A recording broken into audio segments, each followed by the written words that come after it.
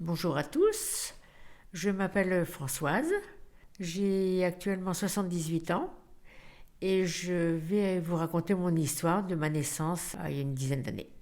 Les années de Françoise, un podcast de Charles Guérand. Dans l'ordre, il y a mon père, Jean, ma mère Nelly, qui ont eu 4 enfants, l'aînée Claudine, après il y a eu Bernard, il y a eu Françoise et il y a eu Jean-Louis. Après, mon mari Jean, moi Françoise, on a eu 2 enfants, l'aîné Anne, le deuxième David. Après, ma fille m'a donné 3 petits-enfants, Charles, Pierre et Louis. Épisode 3. L'adolescence, seconde partie.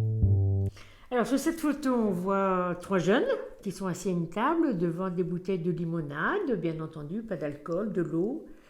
On voit un jeune en train de fumer, la jeune fille à côté en train de fumer. C'est l'époque où on commençait certainement à fumer. Et le troisième jeune, lui, ne fumait pas. On se cachait même pas à la maison, on n'avait pas de cigarettes, quoi. On fumait que quand on était comme ça entre jeunes, donc on fumait quoi 3 cigarettes par semaine. Et ce coup, il y a quelqu'un qui dit « Ah bah tiens, je fume une cigarette, t'en veux une ?»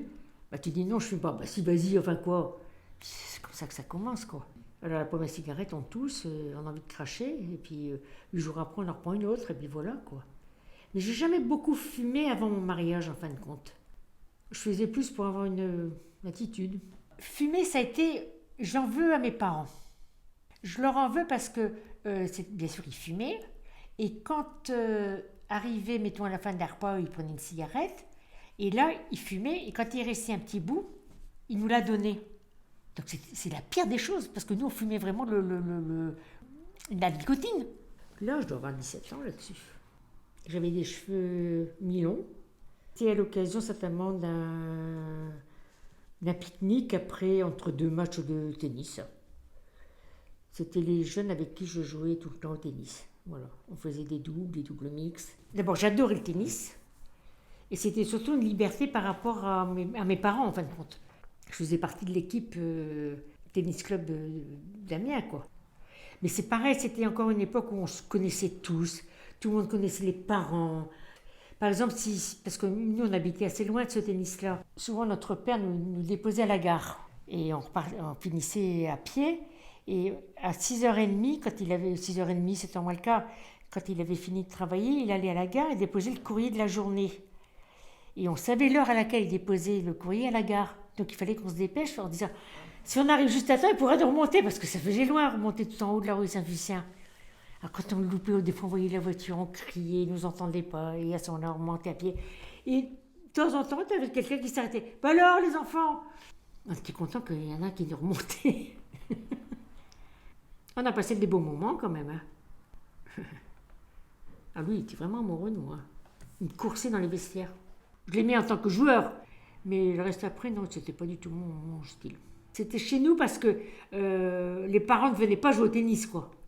Donc c'était vraiment moi et mon frère Jean-Louis, toujours avec lui, et on jouait beaucoup ensemble au tennis. Il était toujours là, Jean-Louis. Hein. Quand il disait, par exemple, oui, bah, moi je vais au tennis cet après-midi, je vais avec des copains à tel endroit. Bon, bah d'accord, mais attention, hein, on se retrouvait à l'heure définie pour rentrer ensemble, quoi.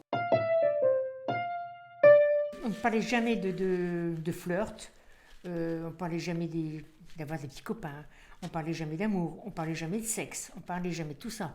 Les pilules, il ne fallait surtout pas en parler. Les avortements, il ne fallait surtout pas en parler. Alors qu'on commençait à savoir qu'il y avait certaines familles qui partaient en Angleterre. Mais nous, on n'en parlait jamais, jamais, jamais. C'était vraiment tabou. On a toujours soupçonné que maman avait avorté, mais ça. Ma sœur aînée avait eu son premier enfant, qui s'appelait Thierry. Et voilà qu'un jour, les parents disent « on s'en va en voyage », alors que ce bébé était né. Donc, ils étaient grands-parents. Et nous, on restait à la maison, on était quand même suffisamment grands pour rester plusieurs jours seuls. Et un soir, notre père nous téléphone pour savoir comment on allait, etc. Et il nous dit, et on ne savait pas où ils étaient partis en fin de compte. Et à ce moment-là, il nous dit « Ah ben on est en Suisse ». « Ah bon, qu'est-ce que vous faites en Suisse ?» Et à ce moment-là, il y a notre père qui nous dit « Je pense que vous êtes suffisamment grande pour comprendre. » Mais le mot avortement n'a jamais été prononcé. Donc on a parlé d'autre chose, tout va bien, etc. J'espère que maman va bien, etc. Et puis à ce moment-là, on a raccroché. Et alors nous, les 4 enfants, ça a été une rigolade. On l'a très bien pris. Je crois qu'on ne réalisait pas en fin de compte. Parce qu'on se demandait, notre petit-neveu, ce qu'il allait être par rapport à nous. Si par exemple, les parents n'avaient pas avorté, ils avaient eu un 5e enfant, alors qu'ils étaient grands-parents, on s'est posé des tas de questions en disant, mais il va être oncle d'un bébé qui va naître. Enfin, écoutez, ça a été comme ça pendant mais de la rigolade. On l'a très bien pris en fin de compte. Puis c'est tout, ça s'est arrêté là, l'histoire. On n'a plus jamais parlé d'avortement, rien du tout. Alors qu'il y avait beaucoup de choses, on supposait, à cette époque-là, dans les familles, beaucoup de femmes allaient certainement se faire avorter, ou en Angleterre, ou en Suisse, beaucoup. Je profite de ce thème de l'éducation sexuelle pour lui demander comment elle voyait sa condition de fille de bonne famille, promise au rôle d'épouse. Non, je ne me voyais pas mariée jeune du tout. Parce que ma sœur, qui s'était mariée avant moi, a eu ses 4 enfants coup sur coup. Donc c'était tellement de boulot que j'ai toujours dit que je n'aurais jamais 4 enfants. Mais j'étais déjà amoureuse. Ah bah alors, mes premières histoires amoureuses, par exemple, j'avais un petit copain quand j'allais au tennis. On jouait tout le temps ensemble, on était souvent ensemble. Mais jamais on va dire le mot, jamais on a couché ensemble, quoi. Ça ne se faisait pas, on n'y pensait même pas. Comme on n'avait pas de pilule, on n'avait pas tout ça, et on ne parlait pas de tout ça avec nos parents, notre maman. Donc on avait peur de tomber enceinte, sans même trop savoir comment, ni pourquoi. Et moi je me souviens, quand j'avais, je ne sais plus quel âge à cette époque-là, on avait une règle peut-être plus tard que les gamines maintenant. J'ai eu les premières règles que j'ai eues, j'étais à la cité scolaire. Et là j'ai été affolée de me demander ce qui m'arrivait. Je n'étais pas préparée du tout. J'ai été voir ma sœur aînée dans la cour, puisqu'on était tous dans le même lycée. Et elle m'a dit, oui, de toute façon c'est normal ce qui t'arrive, t'en parleras avec maman ce soir et puis je te donne un mouchoir. On n'avait aucune éducation sexuelle ni tout ça. Et c'est pour ça, je pense qu'on évitait d'avoir des petits copains qui auraient pu insister pour qu'on couche derrière une voiture, derrière un bois, derrière un truc comme ça. Mais en plus de ça, j'avais toujours un chaperon avec moi. Jamais les parents ne m'ont laissé sortir seule. Même quand j'ai connu mon futur mari, eh bien, Jean-Louis me servait de chaperon. On sortait toujours ensemble. Des fois, on s'arrangeait, on partait ensemble. Après, lui a retrouvé une copine, moi, mon petit ami, et on se retrouvait, on se fixait un endroit, un horaire pour rentrer ensemble, comme si on avait passé la soirée ensemble. Mais j'étais rarement seule, rarement. Nous passons à une autre photo que je lui demande une nouvelle fois de commenter. On voit 3 jeunes qui sont assis sur des gradins, ça se passe à Corfou, et ils sont en train de regarder un spectacle que les organisateurs du Club Méditerranée font. C'est la période où on commençait, nous, à mettre des jeans. Le jean, c'est déjà le polo, c'est déjà une chemise à carreaux qu'on ne mettait pas. Là, c'est une chemise à fleurs, les coiffures beaucoup plus modernes aussi. Et surtout, c'est les pantalons qu'on ne mettait pas. C'était vraiment la liberté totale. Je devais avoir 18 ans là-dessus. 18 ou même 19 ans. Le frère aîné avait été à Corfou comme gentil organisateur, comme on les appelait, pour gagner de l'argent. Et puis, il est allé une année. La deuxième année, on est parti, donc mon frère et puis la copine de mon frère, et on est parti en train. On a fait Amiens-Paris, Paris-Brindisi. Brindisi, on a pris le bateau pour aller jusqu'à Corfou. Et on a fait 3 semaines comme ça là-bas. Et on vivait sous les bungalows. Parce qu'à ce moment-là, c'était comme ça. Qu'est-ce qu'on s'est amusé. On ne dormait pas beaucoup. Ah bon, une liberté, mais totale. Ah non, il y a une sacrée différence entre les deux. C'était une période où je faisais beaucoup de sport, donc c'est pour ça que j'avais des cheveux aussi très courts, quoi. Et c'est là que j'ai eu mon diplôme des 1000 mètres en brasse libre. On était partis, ils nous emmenaient sur un bateau, ils nous laissaient donc 1 kilomètre en mer, puis il fallait rentrer au bord de plage. J'ai jamais autant transpiré en nageant que ce jour-là. Et une autre fois, on avait même été sur une île, et là, on était, je sais plus, peut-être une dizaine de personnes, avec des adultes, etc. Et il fallait aller à la pêche, on mangeait le fruit de notre pêche. C'est-à-dire qu'on avait intérêt à pêcher du poisson. Et c'est là que j'ai commencé à savoir ce que c'était du calamar.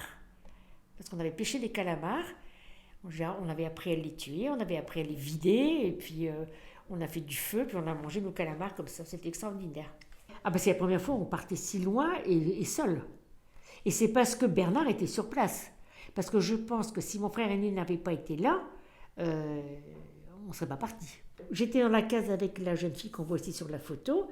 Mon frère était dans une autre case avec quelqu'un d'autre, parce qu'on était 2 par case. Et mon frère, lui, était dans une case pas très loin de la nôtre, en tant que géo, quoi. Mais il nous surveillait beaucoup. Hein. Bernard nous a toujours surveillés. Mais si tu veux, c'était une période où jamais, nous on était dans la même case toutes les deux, jamais tu t'es réveillé la nuit en disant qu'elle n'était pas là. Parti coucher avec Jean-Louis, tu vois. J'ai vraiment pas souvenir de tout ça. On était quand même assez sages, nous. C'était encore une période pas... Nous, on était modernes parce qu'on était quand même jeunes. Mais quand on regarde les gens qui sont assis derrière les dames, elles ont encore une robe à fleurs, tu vois. Que maintenant, tu ne vois plus ça. Il n'y a pas de Bermuda. C'était pas encore la période où on était vraiment libérés au point de vue vestimentaire. Bon, j'ai eu des robes que ma mère m'a pas imposées, mais m'a acheté des robes. Elle faisait beaucoup de couture, donc elle m'a fait des robes et des trucs comme ça. Mais aussitôt que j'ai pu, moi, me libérer un petit peu de cette façon qu'elle m'imposait de m'habiller, c'est vrai que j'étais beaucoup plus comme ça, garçon manqué, j'en sais rien, oui. C'était plus pratique d'être habillé comme ça qu'avec des jupes ou des robes, ou même encore maintenant, moi, rarement, tu me verras d'ailleurs plus. J'ai des problèmes avec mes veines, mes jambes, elles sont laides, etc. Mais je n'ai jamais beaucoup aimé. Hein. J'aimais bien être garçon manqué. Même encore maintenant, je me rends compte, même maintenant, dans nos couples d'amis, pas tout le monde, j'ai l'impression que je m'entends mieux avec les hommes qu'avec les femmes. Je trouvais que les femmes, elles étaient gna-gna. Je les trouve peut-être moins directes que moi, plus maniérées, même sans parler de cette époque-là. Pourquoi je suis comme ça, je ne sais pas. Alors, c'est peut-être parce que je faisais beaucoup de sport, c'est possible. L'hiver, on a commencé le ski. Et là, j'y suis allée avec ma sœur aînée, mon beau-frère et leurs enfants. Et là, je suis allée avec eux pendant 2 ou 3 ans aussi, faire du ski avec eux. Et là, c'était aussi la grande liberté, même si j'étais avec ma sœur aînée.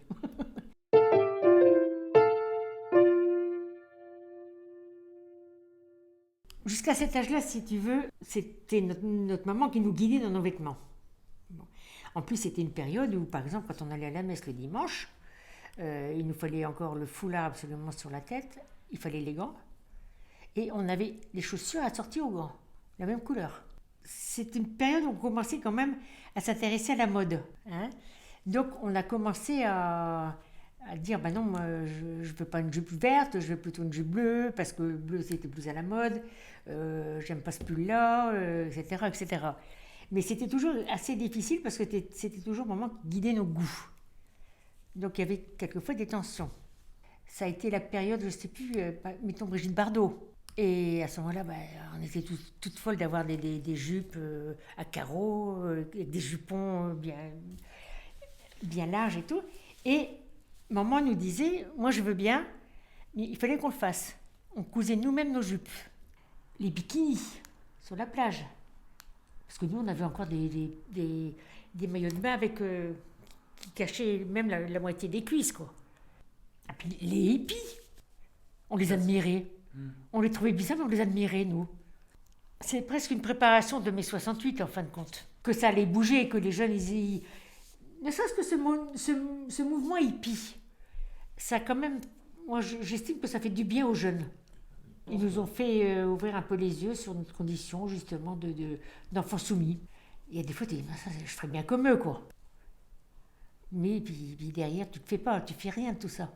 Tu t'en rêves, ça s'arrête là, quoi. En 4e, j'étais amoureuse d'un garçon de ma classe. Il m'attendait à la sortie, on faisait du vélo ensemble aussi quand même. Parce que c'était quand même une époque où on pouvait beaucoup aller dans la rue sans qu'il y ait un problème. Bon, toujours attention, avec des horaires bien fixes. Hein. Et je reviens toujours à ma sœur aînée qui s'est révoltée de beaucoup de choses, qui était passionnée par le théâtre, par les chanteurs, etc. Et quand elle avait la possibilité de voir un chanteur ou d'aller sur une pièce de théâtre, parce qu'on avait quand même pas mal de possibilités de bouger au cirque d'Amiens, etc. Et elle avait beaucoup de difficultés à sortir. Quitte à vouloir, un jour, je me souviens, parce qu'on logeait, on dormait dans la même chambre, à me dire, s'il ne m'accepte pas demain que je sorte pour aller voir je ne sais plus quel chanteur, je ferai le mur.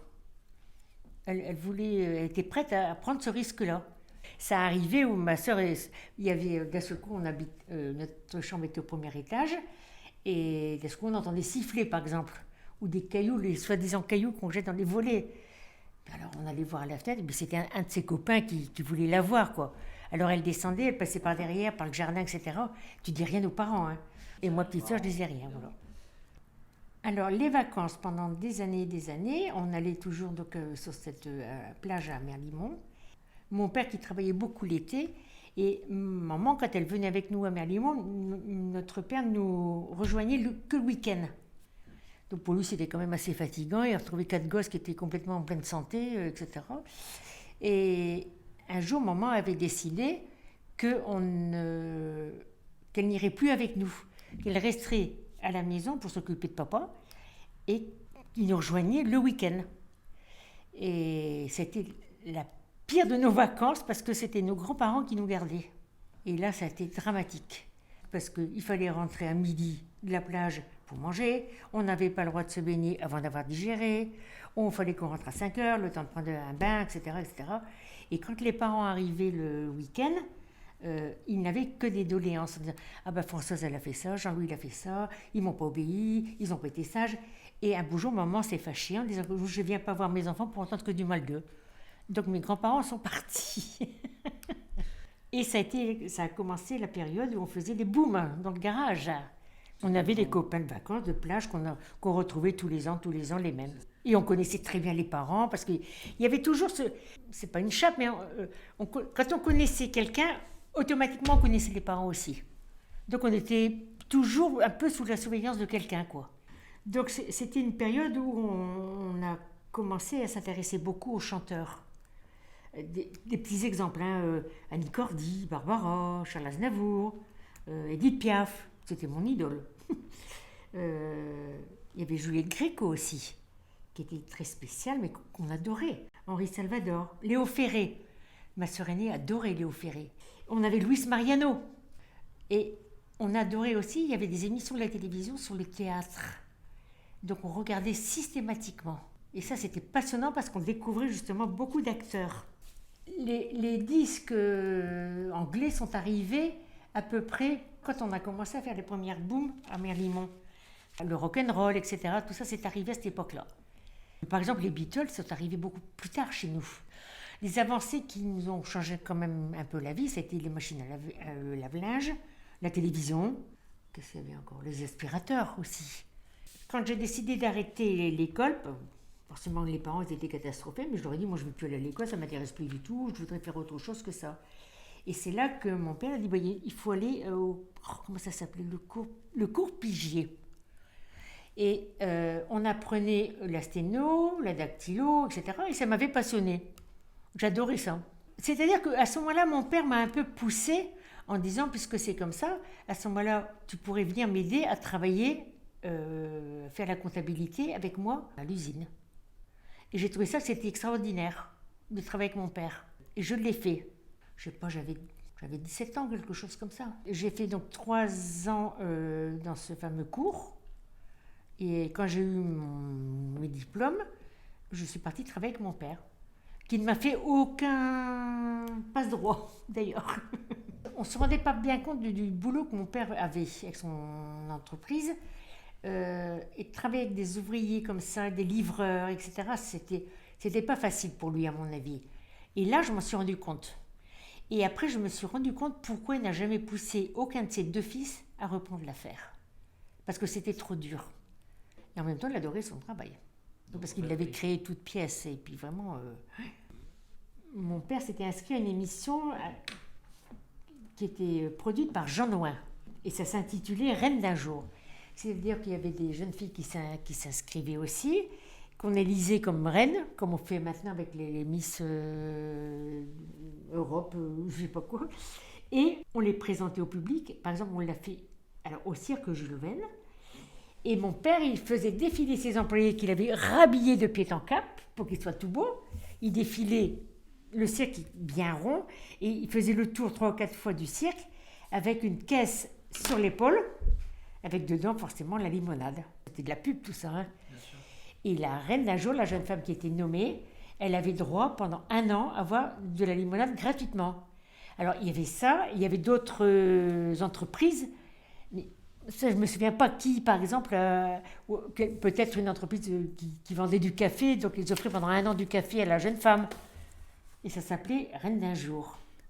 Françoise me partage 2 anecdotes représentatives de sa jeunesse, une nouvelle fois accompagnée de son frère Jean-Louis.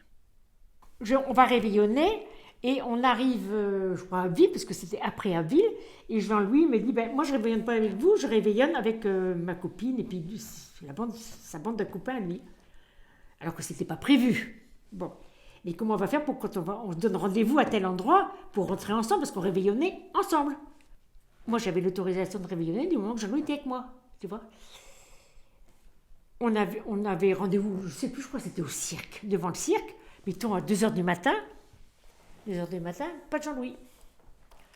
On a attendu 2h30, pas de Jean-Louis. Moi, écoutez, moi, j'en ai marre. Puis les autres, là, il fallait qu'ils rentrent sur la ville, donc tu vois le genre. Donc, ils me ramènent rue Saint-Fucin. Et j'avais une maman qui... C'était terrible, grand-maman. Terrible. On a l'impression qu'elle ne dormait pas quand on était dehors. Tu mettais la clé dans la serrure et systématiquement, elle descendait. C'est-à-dire, si vous rentrez, vous avez vu l'heure. Écoute. Et en plus, il y avait des marches qui nous menaient au premier étage aux chambres. Il y en avait toujours une marche qui grinçait. Bon, on la connaissait. Et puis, des fois, on l'oubliait. Systématiquement. C'est-à-dire, si vous rentrez. Donc, on arrive rue Saint-Fucin. J'ouvre la clé, puis tout doucement. Mais alors, tout doucement, je peux te dire que quand c'est comme ça, tu entendrais une mouche voler. Hein. Et d'un seul coup, j'entends la porte de la chambre de maman qui commence à s'ouvrir. Je dis, oh là là, là, ça va être un désastre. On va se faire tuer. Et à ce moment-là, je vois Jean-Louis qui arrive. Enfin, je l'entends qui arrive. Je te l'ai attrapé. Assieds-toi! On s'est assis tous les deux dans le salon au moment où grand-maman est arrivée. Mais qu'est-ce que vous faites là? Oh, on n'est pas encore... on parle de notre soirée, on a fait tout les deux. J'aurais tué Jean-Louis. Je l'aurais tué. On a eu des coups de stress avec lui. Notre père nous a, je ne vais pas dire forcé, mais nous a demandé le plus tôt possible de passer notre permis. Un jour, on prend la voiture, papa nous prête la voiture, c'est Jean-Louis qui conduisait. Alors que c'est moi qui aurais dû conduire, mais enfin bon, il avait son permis et tout, mais c'était lui l'homme, tu comprends. Et puis d'un seul coup, il a râpé on a passé un pont, il a râpé le pont, je sais pas. Et comment expliquer ça aux parents? Parce que c'était un endroit où on n'aurait pas dû être. On a rangé la voiture, on n'a rien dit. Le lendemain, papa il prend sa voiture pour aller au boulot. Puis quand il a pris le midi, il s'en est aperçu. Et nous, il nous sent. Oh non, non, non, non, c'est pas nous. Oh, surtout pas, c'est pas nous. Il nous a jamais cru, hein. Jamais. Tu penses bien qu'il nous a jamais cru. On en a fait des coups avec Jean-Louis, tu sais. On s'entendait bien tous les deux. Quand il y avait comme ça des coups, comme l'histoire de la voiture, oui, c'était moi la grande sœur à ce moment-là. À ce moment-là, j'avais de l'ascendance sur lui. Mais sinon, non, on n'a jamais... Non, on était tellement complices qu'il n'y avait pas un qui dominait l'autre. Sauf quand il y avait un truc vraiment où là, il fallait quand même que je gendarme, quoi. Que je joue à la grande sœur.